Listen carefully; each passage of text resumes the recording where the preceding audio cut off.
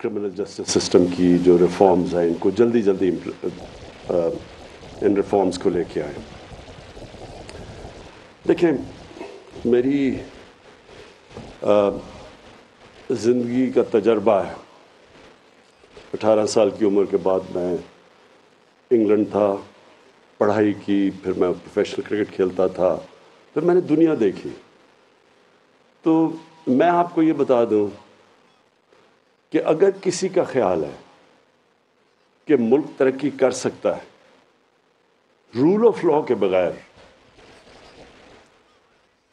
اگر کسی کا خیال ہے کہ یہ ہو سکتا ہے تو وہ شاید کوئی فینٹیسی ورلڈ میں تو ایسے ہو جائے کہ آپ ایک دن آئیں اور ایشین ٹائگر بن جائے پاکستان. لیکن ریالٹی میں یہ ہے کہ آج تک کسی معاشرے نے ترقی کی نہیں جب تک ان کا لیگل سسٹم ٹھیک نہیں ہے, جب تک رول آف لاء نہیں ہے. جو میرا کمپیریزن ہوا, میں ہم پاکستان کو آدھا سال پاکستان ہوتا تھا, باہر انگلینڈ میں کرکٹ کھیلتا تھا, تو جو میں نے دیکھا اس دور میں پاکستان باہر کے لیگل سسٹم بہتر ہوتے رہے ٹائم کے ساتھ.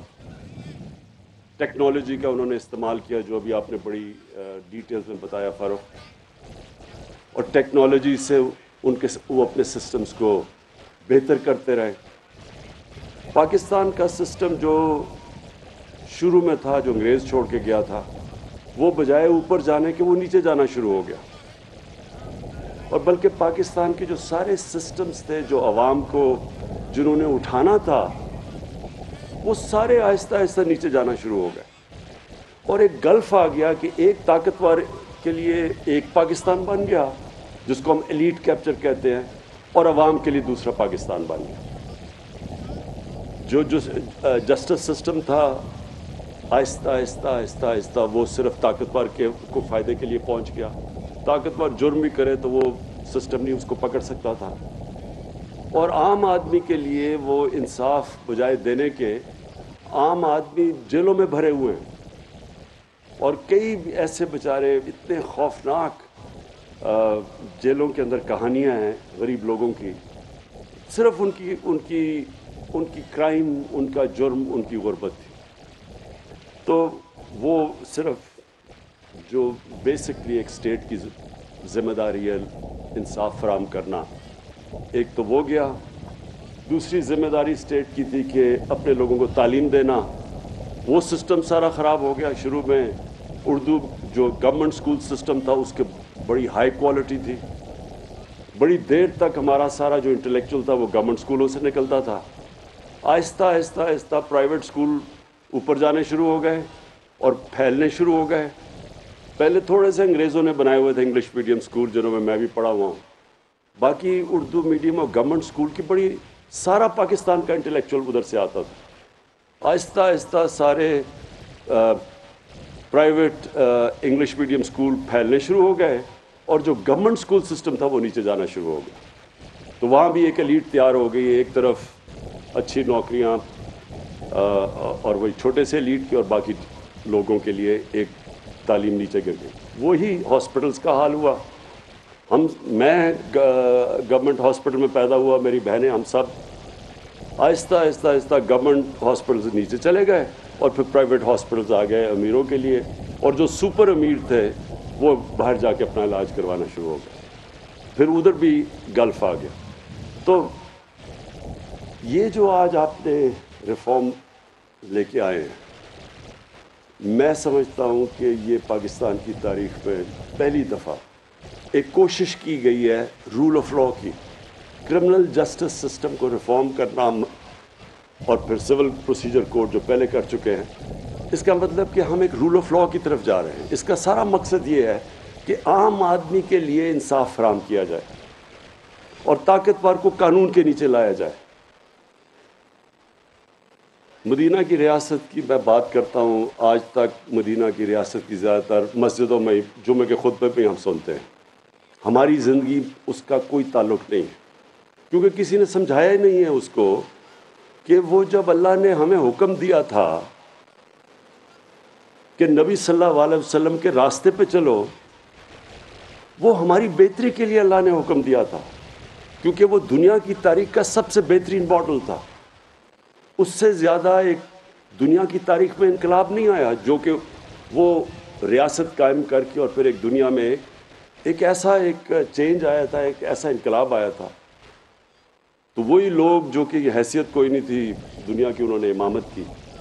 تو ہمیں حکم اس لیے دیا ہوا ہے کہ اگر آپ نے اس پاکستان کو ٹھیک کرنا ہے، جو آپ ہماری آبجیکٹو ریزولوشن میں لکھا ہوا تھا اسلامی فلاحی ریاست، تو وہ اس کا ماڈل وہی تھا، اور اس کی دو پرنسپلز کے اوپر اس کی بنیاد رکھی گئی تھی۔ ایک تھا انسانیت کے اوپر فلاحی ریاست، اور مجھے بڑی خوشی ہے کہ کل ہم نے اپنا ہیلتھ کارڈ، ہیلتھ انشورنس، یہ بڑے بڑے خوشحال ملکوں میں بھی اس طرح کا انیشیٹو نہیں لیا گیا کہ یونیورسل ہیلتھ کوریج کر دی کہ ہر شہری کے پاس ہیلتھ انشورنس کا یہ جو ہم نے اناؤنس کیا ہے، یہ ڈیولپڈ ملکوں میں بھی ایسے نہیں ہے، پریمیم دے کے انشورنس لینی پڑتی ہے۔ مفت انشورنس ہر خاندان کو دینا، یہ بھی ایک بہت بڑا ہیلتھ سسٹم کے اندر انقلاب ہے، اور فلاحی ریاست کی طرف ایک ہمارا بہت بڑا ہم قدم اٹھا چکے ہیں۔ لیکن یہ جو آج آپ نے کیا ہے، یہ ایک رول آف لاء کے لیے بہت بڑا قدم اٹھایا۔ دیکھیں، مدینہ کی ریاست میں دو چیزیں پہلے آئی تھیں۔ 622 میں نبی صلی اللہ علیہ وسلم ہجرت کر کے مدینہ گئے، اور پہلے 5 سال بڑی مشکل سے امت مشکلوں کا سامنا کرنا پڑا، سروائیو کیا، کوئی خوشحالی نہیں تھی۔ لیکن ان 5 سالوں کے اندر دو چیزیں اسٹیبلش کر دی انہوں نے۔ ایک قانون کی بالادستی،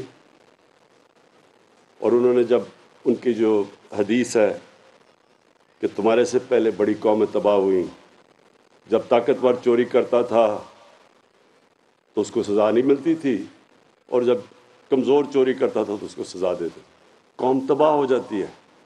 انہوں نے کہا تمہارے سے پہلے قوم تباہ ہو چکی ہیں۔ تو آج اگر ہم آگے نہیں بڑھ سکے تو یہ نمبر 1 ایشو ہے پاکستان کا۔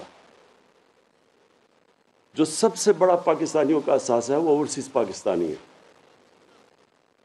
90 لاکھ اوورسیز پاکستانی ہیں، ان کا جو سالانہ آمدنی ہے وہ 22 کروڑ پاکستانیوں کے برابر ہے۔ ان کے پاس پیسے بھی فورن ایکسچینج میں، ڈالرز میں، ان کے پیسے جو ریمیٹنسز بھیجتے ہیں اس کے اوپر اس وقت پاکستان چل رہا ہے، ایکسپورٹس کے اوپر نہیں چل رہا۔ لیکن یہ انویسٹ نہیں کرتے پاکستان میں۔ کیوں نہیں انویسٹ کرتے؟ میرا سب سے زیادہ تعلق اوورسیز پاکستانی سے اس لیے رہا ہے کیونکہ میں خود اوورسیز پاکستانی رہ چکا ہوں۔ میں 6 مہینے تو باہر کمائی کرتا تھا 18-20 سالوں تک۔ تو میں تو جانتا ہوں کہ ان کا مسئلہ کیا ہے۔ وہ صرف پاکستان میں انویسٹمنٹ نہیں کرتے کہ یہاں رول آف لاء نہیں ہے، ان کو اعتماد ہی نہیں ہے پاکستان کے انصاف کے نظام پہ، ان کو کانٹریکٹ انفورسمنٹ پہ کوئی اعتماد نہیں ہے، اور یہ سب سے بڑی رکاوٹ بنی ہوئی ہے ہمارے آگے بڑھنے۔ 22 کروڑ ہماری آبادی ہے، 90 لاکھ وہ باہر بیٹھے ہوئے ہیں، اور وہ جس وقت وہ اپنا یہاں انویسٹمنٹ لانی شروع کر دی پاکستان میں، جس میں ہر قسم کی نعمت اللہ نے دی ہے، جس وقت انہوں نے انویسٹمنٹ یہاں کرنا شروع کر دیا، ہمیں کوئی کسی کے پاس یہ ہاتھ پھیلا کے جانا نہیں پڑے گا۔ کبھی ہم IMF کے پاس جاتے ہیں، کبھی اپنے دوست ملکوں کے پاس جاتے ہیں کہ جی ہمیں قرضے دے دو۔ کیوں ہم کرتے ہیں؟ کیونکہ ہمارے سب سے بڑا مسئلہ یہ بنا ہوا ہے کہ کوئی کسی کو ہمارے رول آف لاء کے اوپر اعتماد ہی نہیں ہے۔ یہ جو ریکو ڈک کا کیس ہوا، آپ سوچیں کہ اس سے کتنا پاکستان کو نقصان ہوا، کتنے، یعنی وہاں سے اگر وہ مائنز چل رہی ہوتی ریکو ڈک کی، کتنا فورن ایکسچینج آنا تھا پاکستان میں۔ بجائے فورن ایکسچینج آنے کے اوپر ہمارے اوپر فائن ہو گیا، $6 ارب کا فائن ہوا۔ اور وہ کیوں ہوا؟ کیونکہ انہوں نے یا تو کلوز یہ ہوتا نا کہ پاکستان میں کیس کا فیصلہ ہوگا جس طرح باہر ہوتا ہے، انگلینڈ میں تو آپ کو انگلینڈ کی عدالتوں میں اگر آپ کو کچھ ہو تو آپ وہاں فیصلہ ہوتا ہے، نہیں، انہوں نے کہا ہم آربیٹریشن میں انٹرنیشنل کریں گے۔ تو باہر کی جو، کیونکہ آربیٹریشن باہر تھی، انہوں نے ہمارے اوپر فائن کر دیا۔ تو اگر یہاں ہی ہمارا کیس ریزالو ہوتا، ہماری عدالتوں کے اوپر ہوتا، کیس بھی جلدی سے فیصلہ ہو جاتا، آئدر وہ کیس کدھر بھی فیصلہ ہو جاتا، یا ہم فائن دے کے وہ کانیں شروع ہو جاتی چلنی، یا ان کے اگینسٹ جاتا، پھر بھی ہماری وہ مائنز چلنی شروع ہو جاتی. لیکن کیونکہ انٹرنیشنل آربیٹریشن تھی، کتنی بڑی قیمت، میں تو صرف آپ کو ایک چیز بتا رہا ہوں، کتنے اور کیسز ہیں باہر سے آتے، صرف اس وجہ سے وہ بڑے بڑے انویسٹرز پاکستان میں نہیں آتے. تو یہ جو آج آپ نے کیا فروغ، میں اپنی جوڈیشری سے، اپنی وکلا کمیونٹی سے، اس لیے میں ان سے اپیل کروں گا کہ اس کو اب امپلیمنٹ آپ نے کرنا ہے. ہم نے تو اپنا آپ کام کر دیا ہے کہ پہلی دفعہ پاکستان کی تاریخ میں ہم نے کرمنل سسٹم میں ریفارمز کر دی، لیکن یہ جب تک اب آپ کے اوپر ہے، ہماری جوڈیشری کے اوپر اور ہماری لائرز کمیونٹی کے اوپر، کہ اب آپ نے اس کو امپلیمنٹ کرنا ہے. دیکھیں رول آف لا انڈیکس میں پاکستان کی کیا پوزیشن آئی ہے ابھی، جتنی بھی جو بھی سروے آتی ہے اس کے اندر پاکستان رول آف لا میں نیچے ہوتا ہے. آپ دنیا میں وہ ملک دیکھ لیں جو خوشحال ہیں، خوشحال ہو ہی نہیں سکتے جب تک وہ رول آف لا نہیں. سوئٹزرلینڈ دیکھ لیں، ابھی ورلڈ بینک کی سروے آئی ہے کہ رول آف لا انڈیکس کے اندر جو ملک سب سے اوپر ہے وہ سوئٹزرلینڈ ہے، لیکن 99% ان کو پوائنٹس ملے رول آف لا کے اندر. آپ اپنا یہ ناردرن ایریاز، یہاں سے سارا نارتھ پہ چلے جائیں، میں سوئٹزرلینڈ دیکھا ہوا ہے، میں نے آسٹریا دیکھا ہوا ہے، میں نے اپنا سارا ناردرن ایریاز دیکھا ہوا ہے. آپ یقین کریں کہ آپ مقابلہ ہی نہیں کر سکتے جو خوبصورتی اس ملک میں ہے. سوئٹزرلینڈ آدھا ہے ہمارے ناردرن ایریاز کا سائز سوئٹزرلینڈ کا، لیکن کیونکہ وہاں رول آف لا ہے. سوئٹزرلینڈ کے اندر صرف اپنی ٹورزم کے اوپر وہ 60 سے 80 ارب ڈالر کماتے ہیں. 60 سے 80 ارب ڈالر. ہمارا تو پتہ نہیں 100 ملین ڈالر بھی نہیں آتا ہماری ایکسپورٹ یہ ٹورزم سے، یہ بھی نہیں آتا. تو یہ سوئٹزرلینڈ میں ایک آپ کے سامنے مثال ہے، ایک وہ ملک کیونکہ وہاں قانون کی بالادستی ہے، وہاں کوئی قبضہ گروپ نہیں آپ کو ملتا، وہاں کوئی کسی chief minister x chief minister کے چپڑاسی کے اکاؤنٹ میں 4 ارب روپیہ نہیں آ جاتا. وہ ہو ہی نہیں سکتا، یہ چیزیں وہ کوئی تصور ہی نہیں کر سکتا. یہ وہاں کوئی جا کے لنڈن بیٹھ کے اور اربوں روپے کی پراپرٹیز میں اور پھر اس کو پھول پھینک رہے ہیں لوگ، کیونکہ وہاں سارا سوسائٹی قانون کی بالادستی قائم کرتی ہے. سارا جو قوم ہے، آپ سوئٹزرلینڈ میں جا کے دیکھیں، آپ پبلک میں جائیں، آپ ایک کاغذ پھینکیں گے تو آپ کو آدمی کہے گا جی یہ آپ نے کیوں سڑک پر یہ گند پھینکا. وہ سارا معاشرہ اس کے اوپر ہے. ہمارے لیے یہ مثال ہے. اور یہی نبی صلی اللہ علیہ وسلم نے سب سے پہلے مدینہ کی ریاست میں قائم کیا تھا. سب قانون کے سامنے ایک برابر تھے. یہودی بھی کیس جیت دیتا ہے خلیفہ وقت سے، کیونکہ قانون کے سامنے سب ایک برابر تھے. اور ہمارا سب سے بڑا المیہ یہ ہے، اور یہ سب سے زیادہ اس وقت جہاد ہے کہ ہم کسی طرح طاقتور کو قانون کے نیچے لے کے آئیں. اور یہ جو آپ نے کیا ہے، یہ پہلا سٹیپ ہے اس طرف. ٹیکنالوجی کا آپ نے استعمال کیا. میں جب کرکٹ کھیلتا تھا میں نے بڑی کیمپین کی کہ نیوٹرل امپائر ہونے چاہیے. تب اپنے اپنے امپائر ہوتے تھے تو نیوٹرل امپائرز ہونے چاہیے. مجھے بڑی 6 سال میں نے کیمپین کری، بڑی مخالفت ہوئی. اور پھر میں نے ساتھ ساتھ ٹیکنالوجی کی بات کی کہ استعمال کرو، اس کی بڑی میرے اوپر تنقید ہوئی. ہمارے زمانے میں کرکٹ میں عام لڑائیاں ہوتی تھی فیلڈ کے اوپر کہ جی چیٹنگ ہوئی ہے. آج ٹیکنالوجی آ گئی ہے، نیوٹرل امپائر ہیں، میچ ہوتا ہے جو ہارا ہے وہ ہار تسلیم کر لیتا ہے، جو جیتا ہے وہ مان جاتا ہے. جو ہم کوشش کر رہے ہیں الیکشن کمیشن میں ای وی ایم مشین سے، ہم بھی ٹیکنالوجی لے کے آنے کی کوشش کر رہے ہیں. لیکن یہ جو ٹیکنالوجی آپ جوڈیشل سسٹم میں لے کے آئیں گے، میں آپ کو سب سے زیادہ فائدہ اس کو ایک عام آدمی کو ہوگا. جو بیچارہ طاقتور ہے، بیچارہ میں کہہ رہا ہوں جو اس ملک میں طاقتور ڈاکو ہے، اس کو تو اس سسٹم نے بڑا فائدہ پہنچایا ہے. لیکن عام آدمی، اس کو ضرورت ہے ان ریفارمز کی. اور جیسے جیسے ہم پروٹیکشن دیتے رہیں گے اپنے لوگوں کو، اللہ کی برکت آئے گی اس ملک میں. ابن خلدون کہتا میرا تجزیہ ہے، اور وہ بہت بڑا اسکالر تھا، اس نے کہا میرا تجزیہ ہے میری زندگی کا اور قرآن کو جتنا بھی میں نے مطالعہ کیا ہے کہ اللہ نے انسان کو صرف زمین میں بھیجا ہی ایک وجہ سے ہے کہ اس کی زمین میں انصاف قائم کرو۔ تو معاشرے کے اندر جب تک انصاف نہیں ہوگا خوشحالی نہیں آئے گی، جو کہ مدینہ کی ریاست میں تھا۔ پہلے انصاف قائم کیا، پہلے انہوں نے فلاحی ریاست قائم کی وسائل کے باوجود، اور پھر وہ خوشحالی آئی جو کہ دنیا کی تاریخ میں کبھی بھی اس طرح کی چینج نہیں آیا ایک معاشرے کے اندر جو اس کے بعد آیا۔ تو اللہ کی برکت تب آتی ہے جب غریب آدمی جب ہسپتال میں جاتا ہے اور اس کی ایک اسٹیٹ ہیلتھ انشورنس پہ اس کا علاج ہوتا ہے، اس کی تکلیف ہوتی ہے، اس کی دعائیں نکلتی ہیں، وہ اللہ اس کی دعائیں سنتا ہے۔ جب ایک غریب آدمی کو انصاف ملتا ہے ایک طاقتور کے خلاف، اس کے گھر کے اوپر قبضہ ہو جاتا ہے یا اس کی زمین پہ، اور ریاست اس کی زمین چھڑواتی ہے، طاقتور کو سزا دیتی ہے، اس کی دعائیں نکلتی ہیں اس اسٹیٹ پہ، اللہ کی برکت آتی ہے اس معاشرے پہ، جو کہ سوئٹزرلینڈ میں ہے۔ یاد رکھیں اللہ رب العالمین ہے، نبی صلی اللہ علیہ وسلم رحمت العالمین تھے، سب انسانوں کے لیے ان کا پیغام تھا۔ اس کا مطلب جو دنیا کا معاشرہ ان کے حکم پہ چلے گا وہ خوشحال ہو جائے گا، اس کو اللہ کی برکت آئے گی اس معاشرے پہ۔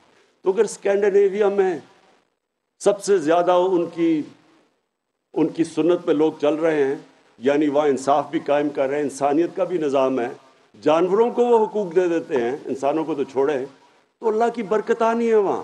یہاں سے لوگ بڑے پیسے خرچ کے ادھر جائیں گے اسکینڈینیوین ملکوں میں، اور ان سے کبھی پوچھیں کیوں وہاں رہتے ہیں، ان کو یاد آتا ہے پاکستان، لیکن وہ آپ کو بتائیں گے کہ کس طرح کا وہاں کا انسانیت اور انصاف کا نظام ہے۔ تو میں آخر میں فاروق نسیم آپ کی ساری ٹیم کو میں پھر سے خراج تحسین پیش کرتا ہوں۔ مجھے خاص طور پہ خوشی ہوئی کہ آپ نے جو ہماری خواتین آدھی آبادی پاکستان کی، مجھے اتنا برا لگتا تھا جب میں اپنے حلقے میں جاتا تھا تو مجھے جب خواتین کہتی تھی کہ جی ہمیں جو ہمارا انہیریٹنس رائٹ تھا، جو ہمیں ہمارے ماں باپ سے ہمیں جائیداد میں حصہ ملنا چاہیے تھا، ہمیں حصہ ہی نہیں ملتا، تو میں ہمیشہ سوچتا تھا کہ یہ تو اللہ نے حکم کیا ہوا قرآن میں، یہ تو شریعت کے اندر ہے کہ ہماری عورتوں کو حصہ ہے اس پہ جائیداد میں۔ یہ تو 1500 سال پہلے تقریباً یہ تو ہمارے مدینہ کی ریاست میں انہوں نے دے دیا تھا حصہ، تو یورپ کے اندر تو 100 سال پہلے عورتوں کو حصہ ملا ہے، ہمیں تو تب سے یہاں اللہ نے حکم کیا تھا کہ عورتوں کا جائیداد میں حصہ ہے، لیکن کتنی عورتوں کو ملتا ہے یہاں۔ تو یہ جو آپ نے قدم اٹھایا اور اس کو امپلیمنٹ کرنا ہے، اس کو اب ہم نے پبلک کے اندر لے جا کے اس میں شعور پیدا کرنا ہے اپنی خواتین میں کہ اب یہ نہیں ہو سکتا کہ آپ کی جائیداد میں حصہ نہ ملے۔ اب قانون میں امپلیمنٹیشن کا طریقہ دیا ہوا ہے، تو یہ بھی بہت بڑا کام کیا ہے، اور انشاءاللہ جس طرح آپ نے کہا کہ یہ پاکستان میں ایک ڈیفائننگ مومنٹ ہے، ہم نے یہ جو اب لا ریفارمز لے کے، اور مجھے پتہ ہے کہ اس کے اندر ہم اصلاحات کرتے جائیں گے، مشاورت ہوتی جائے گی، کیونکہ یہ کوئی جو ریفارمز ہیں وہ ایک ڈائنامک پروسیس ہے، وہ سارا وقت اجتہاد مشاورت سے ریفارم پروسیس چلتا رہے گا، لیکن آپ نے جو بنیاد رکھ دی ہے، اور یہ واقعی جس طرح آپ نے کہا یہ ڈیفائننگ مومنٹ ہے پاکستان کا۔ پھر سے مبارک دیتا ہوں آپ کو۔ وزیر اعظم عمران خان تقریب سے خطاب کر رہے تھے، ان کی جانب سے یہ کہا گیا کہ اگر کوئی قانون کے نفاذ کے بغیر ترقی ممکن ہے تو وہ خواب دیکھ رہا ہے۔ فاروق نسیم اور ان کی ٹیم کو خراج تحسین پیش کرتا ہوں، کسی معاشرے نے آج تک رول آف لا کے بغیر ترقی نہیں کی، ریاست کی ذمہ داری انصاف فراہم کرنا ہے۔ وزیر اعظم نے یہ بھی کہا کہ آہستہ آہستہ طاقتور خود کو قانون سے بالاتر سمجھنے لگا، لیگل سسٹم ٹھیک نہ ہونے سے قانون کی بالادستی ممکن نہیں، غریب کے لیے قانون تھا لیکن طاقتور خود کو قانون کے نیچے نہیں لاتا تھا۔ وزیر اعظم عمران خان نے یہ بھی کہا کہ تعلیم، قانون اور علاج سمیت ہر شعبے میں امیر غریب کے لیے 2 قانون آئے۔ میں سمجھتا ہوں یہ پہلی بار قانون کی بہتری کی کوشش ہے۔ وزیر اعظم عمران خان کی جانب سے ایسا بھی کہا گیا۔ تفصیلی خبروں کی جانب بڑھیں گے۔ سب سے پہلے افسوسناک خبر جس سے متعلق ہم نے آپ کو آگاہ کیا، 3-4 روز قبل کا یہ واقعہ ہے اور اب اس کا ڈراپ سین ہوا ہے۔ لاہور میں ماں اور 3 بچوں کے قتل کی واردات، واقعے میں بچ جانے والا 14 سال کا بیٹا ہی قاتل نکلا۔ ملزم نے فائرنگ کر کے ماں اور بہن بھائیوں کو قتل کیا۔ اسی کے اوپر بات کر لیتے ہیں سما کے نمائندے جہانگیر خان سے۔ جہانگیر، کیا ہے یہ تمام تر معاملہ؟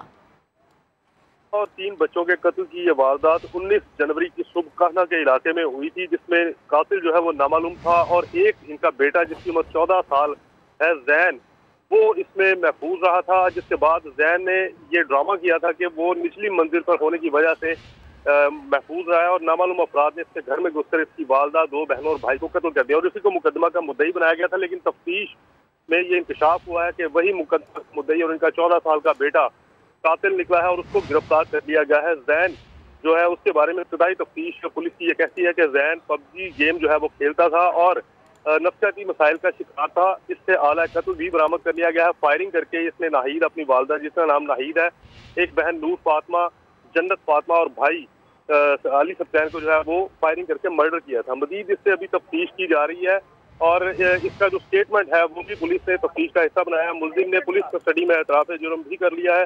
مختلف پہلوؤں پر اس کیس کی تفتیش کی جا رہی تھی، لیکن آج تفتیش مکمل ہونے پر انکشاف ہوا کہ قاتل کوئی اور نہیں بلکہ مدعی مقدمہ زین ہی ہے۔ جی ٹھیک ہے جہانگیر خان، جس طرح سے آپ بتا بھی رہے ہیں کہ فائرنگ کر کے قتل کیا گیا، تو پولیس کا کیا کہنا ہے؟ وہ پسٹل کس کے تھی، کس کے نام پر رجسٹرڈ تھی؟ اس بارے میں ابھی جو ہے وہ ملزم سے تفتیش کی جا رہی ہے۔ جو آلہ قتل، جو پسٹل اس نے 4 افراد کے قتل کی واردات میں استعمال کیا تھا، وہ اس سے ریکور کر لیا گیا ہے۔ ابھی سے مزید پوچھ گچھ کی جا رہی ہے کہ یہ اسلحہ اس کے پاس کہاں سے آیا۔ پولیس اس بارے میں مزید یہ کہہ رہا ہے کہ غالباً کسی دوست سے اس نے یہ ویپن ارینج کیا تھا۔ کافی عرصے سے یہ گیم کھیلتا تھا اور گیم سے کافی اس کے ذہن پر جو ہے نفسیات پر اثرات بھی مرتب ہوئے تھے۔ مزید اس کی تحقیق ابھی کی جا رہی ہے کہ اسلحہ اس کو کس نے فراہم کیا اور اسلحہ فراہم کرنے والے کا اس واردات میں، 4 افراد کے قتل کی واردات میں کتنا کردار ہے۔ تفتیش کے تمام تقاضے مکمل ہونے کے بعد جو ہے وہ اس کیس کے بارے میں تفصیلاً جو ہے وہ پولیس کی جانب سے آگاہ کیا جائے گا کہ اور کیا محرکات جو ہے وہ اس ویڈیو گیم کے علاوہ 4 افراد کے قتل کی واردات میں سامنے آئے۔ اچھا جہانگیر، جس طرح سے آپ بتا رہے ہیں کہ پولیس کی جانب سے بتایا گیا ہے کہ یہ جو 14 سال کا لڑکا تھا نفسیاتی مسائل کا شکار تھا، کیا اس طرح کی اطلاعات بھی ہیں کہ اس سے قبل بھی اس طرح کی اس نے کوئی حرکت کرنے کی کوشش کی ہو، کسی قسم کا ایسا فیل، کوئی ایسی اس کے ریکارڈ ملے ہیں اس طرح سے کچھ؟ ابھی تک کی تفتیش میں ملزم زین کا کوئی ایسا سابقہ ریکارڈ یا کوئی ایسی واردات یا کوئی فائرنگ کا ایسا واقعہ جو ہے وہ سامنے نہیں آیا اور نہ ہی کرمنل ریکارڈ میں کوئی اس کا ایسا کچھ سابقہ ریکارڈ ملا ہے۔ لیکن یہ واردات جو ہے جس میں ناہید، اس کی والدہ ہے، اس کی بہنیں ہیں 2 اور ایک اس کا بھائی ہے، اس کو اس نے قتل کیا ہے، یہ واردات کا اعتراف جو ہے وہ ملزم نے کر لیا ہے۔ مزید ابھی اس کی تفتیش جاری ہے کہ اس سے پہلے یہ کن سرگرمیوں میں ملوث تھا، کیا کوئی یہ ڈرگز وغیرہ یوز کرتا تھا یا نہیں، اس بارے میں بھی پولیس تفتیش کر رہی ہے کہ شبہ ہے کہ یہ نشے کا بھی عادی تھا، لیکن حتمی طور پر ابھی اس کی تفتیش مکمل ہونے کے بعد جو ہے اس ملزم کا مکمل پروفائل جو ہے وہ سامنے لایا جائے۔ ٹھیک ہے جہانگیر خان، تفصیلات سے آگاہ کر رہے تھے، بے حد شکریہ آپ کا۔ اسلام آباد کی احتساب عدالت نے سابق میونسپل کمشنر کورنگی مسرور میمن اور دیگر ملزمان کا 14 روزہ جسمانی ریمانڈ منظور کر لیا۔ ملزمان کے وکلا کی جانب سے صرف 3 روزہ ریمانڈ دینے کی استدعا عدالت نے مسترد کر دی ہے۔ سہیل رشید ہمارے ساتھ موجود ہیں، ان سے بات کریں گے۔ سہیل، کیا ہوا آج کی سماعت میں؟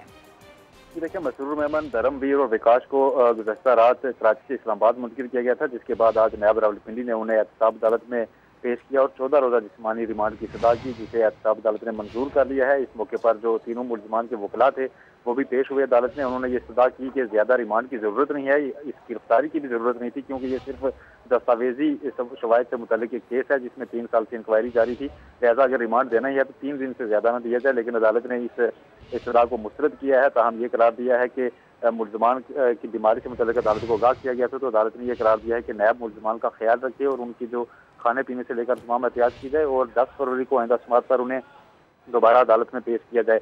جو یہ مسرور میمن سے گھر سے جو ریکوری ہوئی تھی، جو سامان اور رقم برآمد ہوئی تھی، اسے بھی کراچی سے اسلام آباد منتقل کر دیا گیا ہے اور نیب نے اسے کیس پراپرٹی کا حصہ بنا دیا ہے۔ ٹھیک ہے، بہت شکریہ آپ کا سہیل۔ اور MQM پاکستان کا یوم سیاہ، کراچی میں کاروبار کھلا ہے، سڑکوں پر ٹریفک رواں دواں ہے۔ MQM کے جاں بحق کارکن کی نماز جنازہ سپہر 3 بجے شاہراہ پاکستان پر ادا کی جائے گی۔ ڈسٹرکٹ سینٹرل میں اضافی پولیس کی نفری تعینات کی جائے گی۔ شہر کی اس وقت مجموعی کیا صورتحال ہے، جانتے ہیں اپنے نمائندگان سے۔ خورشید عالم اور شاہ نواز علی قادری ہمیں جوائن کریں گے۔ سب سے پہلے بات کرتے ہیں خورشید عالم سے جو اس وقت لیاقت آباد کی مارکیٹ میں موجود ہے۔ تو خورشید عالم بتائیے گا کیا صورتحال آپ دیکھ رہے ہیں اپنے آس پاس؟ لیاقت آباد کی مارکیٹ ایک قدیم مارکیٹ بھی ہے اور یہاں ہزاروں کی تعداد میں دکانیں ہیں۔ میں اس وقت موجود ہوں لیاقت آباد کے کرانہ بازار میں۔ کرانہ بازار میں 250 سے زیادہ دکانیں ہیں جو پوری کھل چکی ہیں۔ صرافہ بازار وہ بھی کھل چکا ہے، کپڑا مارکیٹ، الیکٹرک مارکیٹ۔ غرض یہ کہ تمام تر جو بازار ضلع وسطی میں ہیں اور خاص طور پر لیاقت آباد میں ہے وہ پوری طرح کھل چکے ہیں۔ ہم نے دیکھا ہے کہ پولیس اور رینجرز کی اضافی نفری تعینات کی گئی ہے تاکہ کسی بھی ناخوشگوار واقعے کو فوری طور پر کنٹرول کیا جا سکے، اور کم و بیش یہی صورتحال دیگر اضلاع کی بھی ہے کہ جہاں پر کاروبار زندگی، ٹرانسپورٹ اور دیگر جو نظام زندگی ہے وہ معمول کے مطابق رواں دواں ہے۔ جی ٹھیک ہے، خورشید عالم ہمارے ساتھ موجود تھے، لیاقت آباد کی جو صورتحال ہے بتا رہے تھے، اور اب بات کر لیتے ہیں شاہ نواز علی قادری سے بھی۔ شاہ نواز، آپ بتائیے گا اس وقت آپ کہاں پر موجود ہیں اور جس مارکیٹ میں آپ موجود ہیں وہاں پر کیا صورتحال ہے؟ شاہ نواز علی قادری سے بھی بات کریں گے، لیکن کراچی کی جو صورتحال ہے وہ اپنے ناظرین کو ہم بتا رہے ہیں۔ MQM کی جانب سے آج یوم سیاہ کا اعلان کیا گیا، لیکن ہم اگر کراچی کی بات کریں تو یہاں پر زندگی معمول پر ہے۔ جی شاہ نواز علی قادری، بولٹن مارکیٹ میں آپ موجود ہیں۔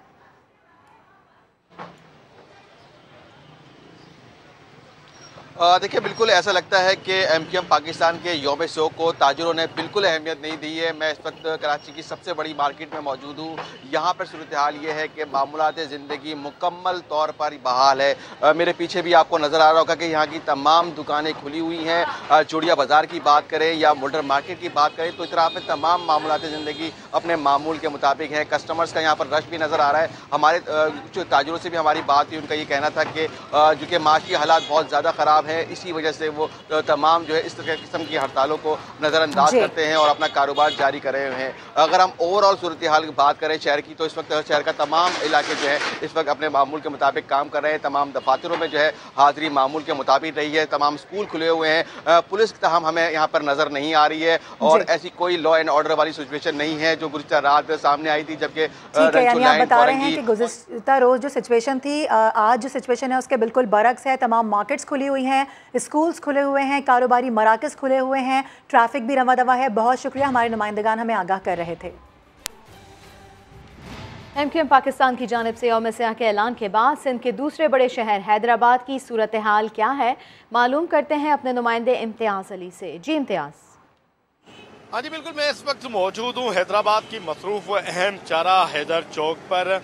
گزشتہ روز MQM پاکستان کی جانب سے وزیر اعلیٰ سندھ ہاؤس کے باہر جو احتجاجی مظاہرہ کیا گیا تھا، اور مظاہرے میں جو ہے لاٹھی چارج اور کارکنان پر تشدد کے حوالے سے MQM پاکستان کی جانب سے یوم سوگ کا اعلان کیا گیا تھا۔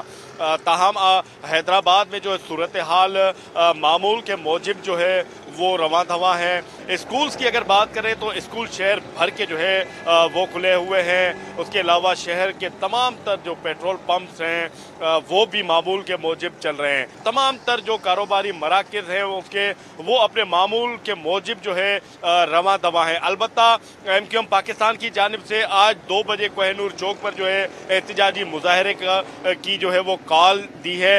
احتجاجی مظاہرے کے بعد جو ہے کوہ نور چوک پر جو ہے مین جو کاروباری مراکز ہے ریشم گلی، اس کی صورتحال کیا ہوتی ہے 2 بجے کے بعد ہی وہاں پر جو ہے وہ معلوم ہو سکے گا۔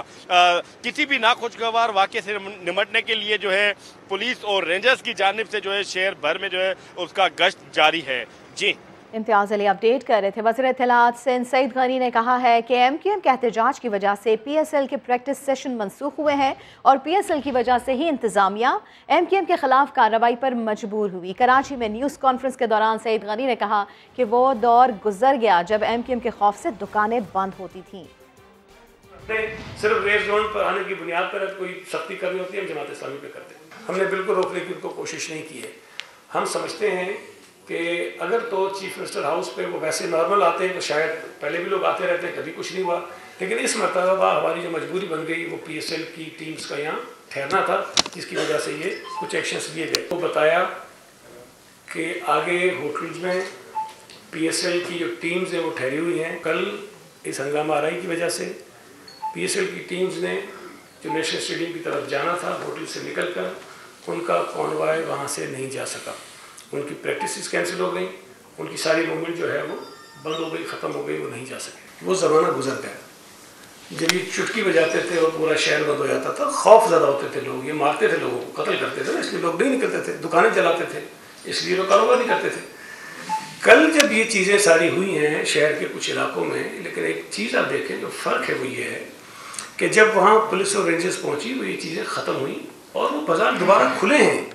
और इन तमाम तर हालात पर वज़ीर आला सिंध ने MQM के रहनुमा अमीनुल हक को टेलीफोन किया है और गहरे दुख का इजहार किया है। संजय साधवानी हमारे साथ मौजूद है, उनसे बात करेंगे। संजय, बताइएगा क्या गुफ्तगू हुई है? जी बिल्कुल, वज़ीर आला सिंध सैयद मुराद अली शाह ने MQM के वफाकी वज़ीर हैं अमीनुल हक, उनको टेलीफोन किया है, उनसे कल होने वाले वाक़े पर अफसोस का इजहार किया है और कहा है कि इस किस्म के वाक़यात किसी सूरत में बर्दाश्त नहीं किए जाएंगे। वज़ीर आला सिंध ने यह भी कहा है कि सियासी इख्तिलाफ का हल बातचीत और सियासी तरीके से किया जाएगा। वज़ीर आला सिंध के तर्जुमान के मुताबिक अमीनुल हक और मुराद अली शाह में इस बात पर इत्तेफाक हुआ है कि इस वाक़े को लसानियत का रंग नहीं दिया जाएगा। दोनों की जानिब से लसानियत के हवाले से बयानात की मजम्मत की गई है और वज़ीर आला सिंध ने इस बात पर जोर दिया है कि जिस कारकुन का MQM कह रही है कि जांबाक हुआ है उसके पोस्टमार्टम कराने की इजाज़त दी जाए। अगर पोस्टमार्टम वाक़े में वो उसका सबब मौत का एहतियात या कोई जिम्मेदार आता है तो उसके खिलाफ हम कार्रवाई करेंगे। ठीक है, अच्छा साथ ही हमारे रहिएगा। संजय, एक और खबर ये भी है कि 30 जनवरी को मुख्तलिफ जमातों के कराची प्रेस क्लब पर एहतजाजी मुजाहिरों के ऐलान के बाद पीपल्स पार्टी ने एक अहम फैसला किया है। क्या फैसला है वो? जी बिल्कुल, 30 जनवरी इतवार के रोज कराची में मुख्तलिफ जमातों की जानिब से एहतजाजी मुजाहिरों का ऐलान किया गया है। प्रेस क्लब और वज़ीर हाउस की जानिब मार्च का भी ऐलान किया गया है और पाकिस्तान पीपल्स पार्टी का भी उसी रोज महंगाई के खिलाफ कराची प्रेस क्लब पर एहतजाजी मुजाहरा तय शुदा था और इसका बाज़ाब्ता तौर पर ऐलान किया गया था। लेकिन अब पीपल्स पार्टी ने इस 30 जनवरी के जो महंगाई के खिलाफ एहतजाजी मुजाहरा था उसको मनसूख करने का ऐलान किया है। सईद गनी का कहना है कि महंगाई के खिलाफ होने वाले एहतियात की तारीख का बाद में ऐलान किया जाएगा। फिलहाल पीपल्स पार्टी ने इस एहतियात को मौखर कर दिया। ठीक है संजय, दोनों खबरों से मुतालिक आपने हमें आगाह किया, बेहद शुक्रिया आपका। MQM कारकुन की मौत कैसे हुई अब भी सवालिया निशान है। एडमिनिस्ट्रेटर कराची मुर्तज़ा वहाब ने ट्वीट किया, कारकुन की मौत पर अफसोस है लेकिन जिन्ना अस्पताल में असलम भाई नाम का कोई जख्मी नहीं लाया गया। फैसल सब्जवारी ने जवाबी ट्वीट में अस्पतालों की रसीदें शेयर कर दी। न्यू कराची के मोहम्मद असलम को पहले फेडरल बी एरिया के Karachi institute of heart disease ले जाया गया, वहाँ से NICVD रेफर किया गया। एक रिपोर्ट के मुताबिक असलम शुगर के मरीज थे, मौत दिल का दौरा पड़ने से हुई। दूसरी रिपोर्ट के मुताबिक ऑक्सीजन लेवल कम था, अस्पताल लाया गया तो मौत हो चुकी थी। और अब बात करते हैं उस इवेंट की जिसका सबको इंतजार है। PSL सीजन 7 का आगाज आज से होगा। इवेंट की रंग इफ्तिताही तकरीब नेशनल स्टेडियम कराची में होगी। इफ्तिताही तकरीब में आतिफ असलम और आयमा बेग अपनी आवाज़ का जादू जगाएंगे। तकरीब के दौरान पैराग्लाइडर्स भी नेशनल स्टेडियम में 10,000 फीट की बुलंदी से उतरेंगे, जबकि तकरीब में साबिक इंग्लिश फुटबॉलर माइकल ओवन भी खुसूसी शिरकत कर रहे हैं। वज़ीर आज़म इमरान खान का खुसूसी पैगाम भी चलाया जाएगा। दिफाई चैंपियन मुल्तान सुल्तान्स और कराची किंग्स के दरमियान मैच का आगाज शाम 7:30 बजे होगा। मैच से कबल कराची किंग्स को बड़ा धचका भी लगा है। मोहम्मद आमिर और इमाद वसीम सिलेक्शन के लिए दस्तयाब नहीं होंगे, तो ये बड़ा अहम इवेंट आज होने जा रहा है। सबको इसका इंतजार है। PSL सीजन 7 का आगाज आज से होगा। हुज़ैफा खान हमारे साथ मौजूद हैं, उनसे बात करेंगे। हुज़ैफा, बताइएगा, तकरीब तो शाम 6:30 बजे शुरू होगी, लेकिन इस वक्त जो सूरत हाल है कैसी गहमा गहमी देख रहे हैं आप, इंतजामात कैसे दिख रहे हैं?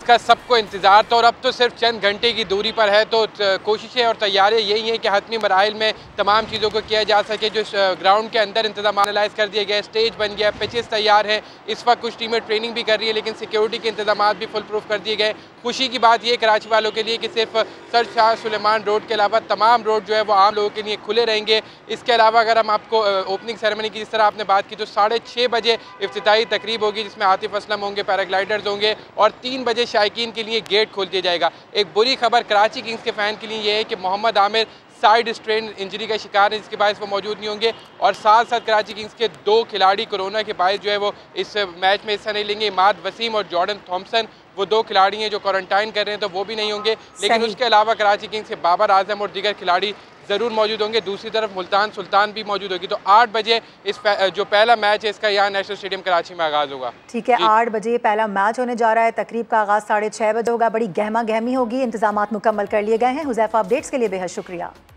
पाकिस्तान सुपर लीग सीजन 7 का मेला आज नेशनल स्टेडियम कराची में सजने जा रहा है। नेशनल स्टेडियम में तमाम तर तैयारियां मुकम्मल कर ली गई हैं। सिक्योरिटी सख्त कर दी गई है। ग्राउंड का इंतजाम पाक फौज ने संभाल रखा है।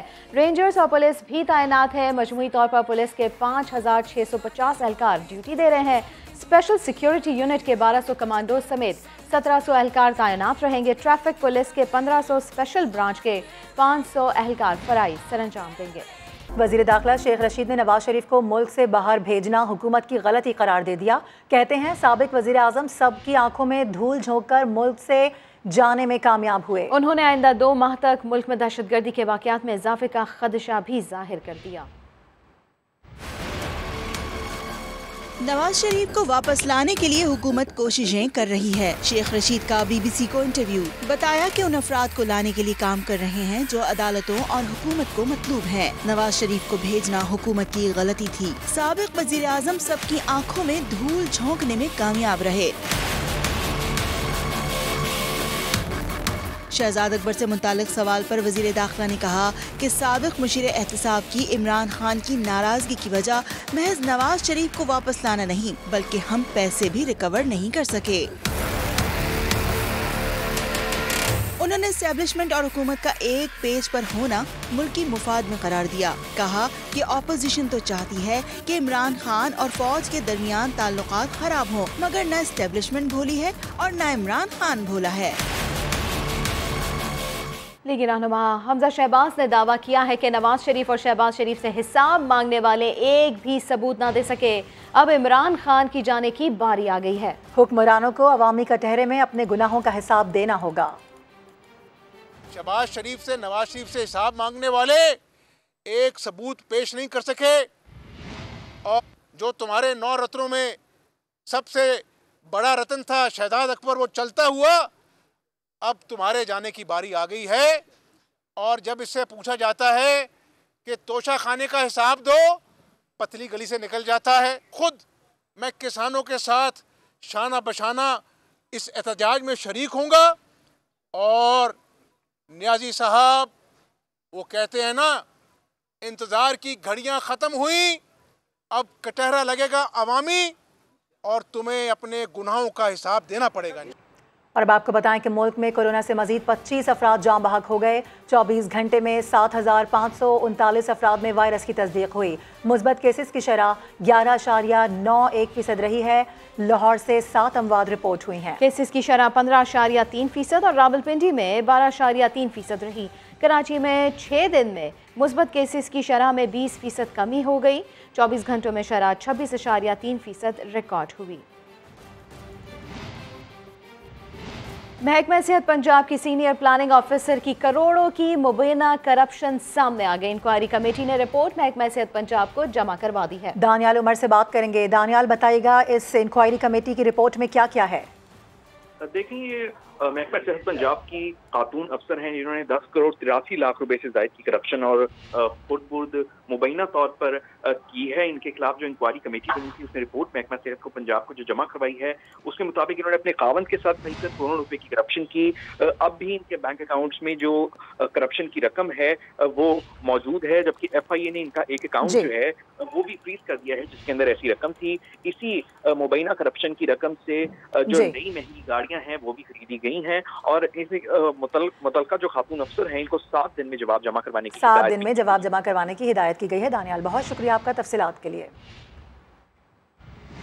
और डायरेक्टर चुगताई लैब अली चुगताई का कहना है कि सिंध हेल्थ केयर कमीशन जुर्माने का इख्तियार रखता है, लेकिन जुर्माना अभी किया नहीं गया। उन्होंने मजीद कहा कि कमीशन की हिदायत के मुताबिक चुगताई लैब ने अपना जवाब जमा करा दिया है। सिंध हेल्थ केयर कमीशन के पास पूरे इख्तियारात हैं कि वो एक मेडिकल इदारे पे वो फाइन इम्पोज कर सकते हैं। तो अभी वो फाइन इम्पोज नहीं हुआ क्योंकि जो हमें सिंध हेल्थ केयर कमीशन की डायरेक्शंस मिली थी उसके मुताबिक हमने इसका जवाब दिया है एक इंक्वायरी कमेटी की रिपोर्ट का। खबरें और भी शामिल करेंगे, अभी एक ब्रेक लेंगे, हमारे साथ रहिए। तारीखी नवादरात से माला माल अंदरून लाहौर में एक ऐसी हवेली मौजूद है जो 2 सदियां गुजरने के बावजूद खूबसूरती में अपनी मिसाल आप है। ये हवेली कहाँ मौजूद है, इसकी सैर करा रही हैं आयशा आता इस रिपोर्ट में। अंदरून लाहौर के रंग महल चौक की नीम तारीख गली और इसमें वाक़े 250 साल पुरानी राम गोपाल नामी हिंदू की हवेली। हवेली के बंद दरवाजे खुलते ही दीवारों, छतों और खिड़कियों से माजी झांकता दिखाई देता है।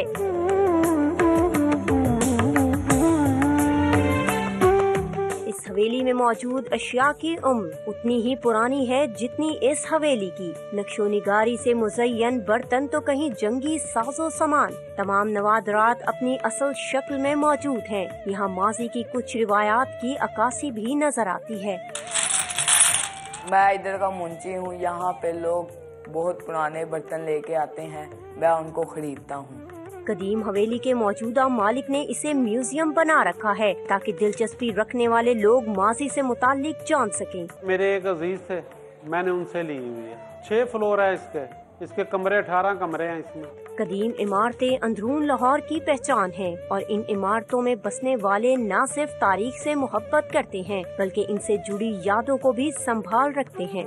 250 साल पुरानी इस अजायब घरनुमा हवेली के दरो दीवार और बनावट देखने वालों को न सिर्फ माजी के झरोकों में ले जाते हैं बल्कि सदियां गुजर जाने के बावजूद आज भी ये बनाने वाले की मुहारत का मुंह बोलता सबूत भी है। कैमरामैन जवाद यहिया के साथ आयशा आता, समा, लाहौर।